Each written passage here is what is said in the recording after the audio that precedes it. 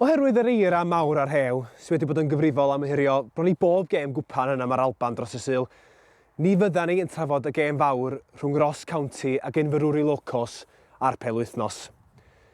Tudur Evans dwi, yma yn yr oerni, no ta chi yn y stiwdio. Diolch Tudur Evans fyna yn yr oerni, ond yma i drafod gweddill byd pêl-droed. Alan Jenkins! Croeso nôl ato ni. Drwy'r eira mawr ar rew ti wedi cyrraedd? Just about to do, yeah. Okay. Ti'n poeni am fy nôl? Sa'n credu am fi nôl. Os mae gwaith yn watcho le ddim mewn.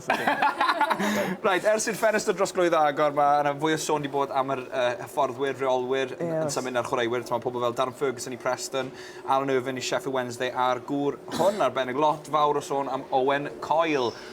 Fyna yn edrych lot yn iau. Mae wedi gael Burnley am Bolton, fel Tom Martinez wedi gadael llynedd do i fynd i'w hen glwb.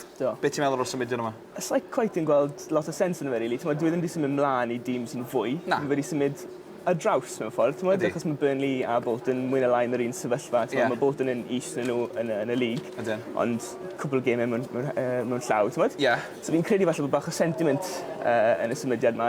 Nôl i'r tîm a wedi gweud fod moyn dod yr amseroedd da nôl i Bolton. A falle hefyd, falle geiffa bach mwy o cash i wario yn y dyfodol gyda Bolton a fydde wedi cael gyda Burnley. Pwy fydd falle yn cymryd le am Burnley?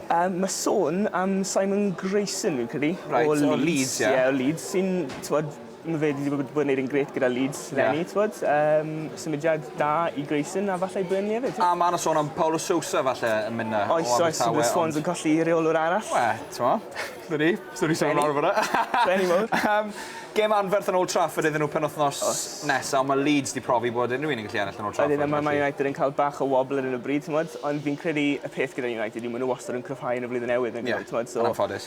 Yn anffodus, a mae Burnley ddim yn warin gret o ddi cartre, ond maen nhw wedi curo nhw unwaith yn barod ar lenni. Gen i weld, ac groes i'r yslys, waw, fi'n sôn o posh fan hyn, sôn am chwaraewyr, faint o ffactor fydd cwpan y byd ar y rai sy'n gobeithio symud? Mae Vieira wedi mynd yn barod i Man City, a mae fe wedi cyfadde fi'n credu taw symud i gael cyfle i wario pêl-droed tîm cynta yn y gobeith mynd i'r cwpan y byd gyda Ffrainc.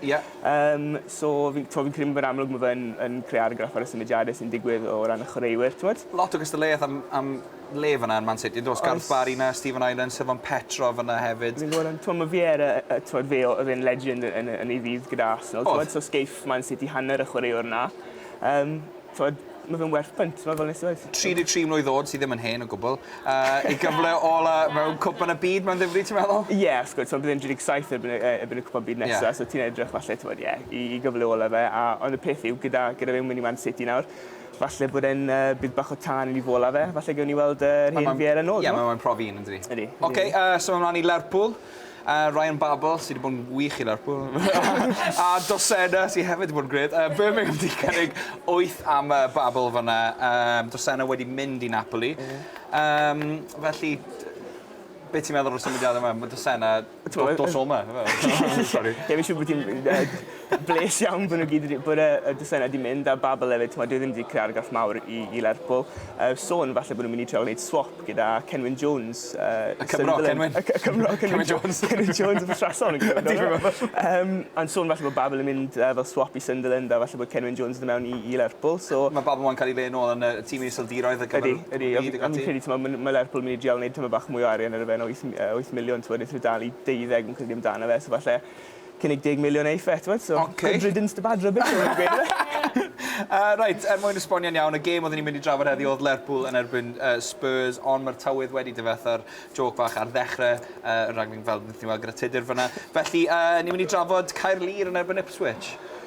Na dyn, ni'n mynd i aros gyda'r gêm yma. Lerpwl a Rafa Benitez, wrth gwrs, mae'n falch bod y gêm wedi cael ei hirio. Ydy. Gêm fawr yn dod yn erbyn Reading yn y cwpan. Fi yn bersonol yn meddwl falle bod yn amser i Rafa i baco i fags a gadael Lerpwl. Gweud mawr. Sori Lenny. Fi'n credu falle bod yn amser i Rafa fynd.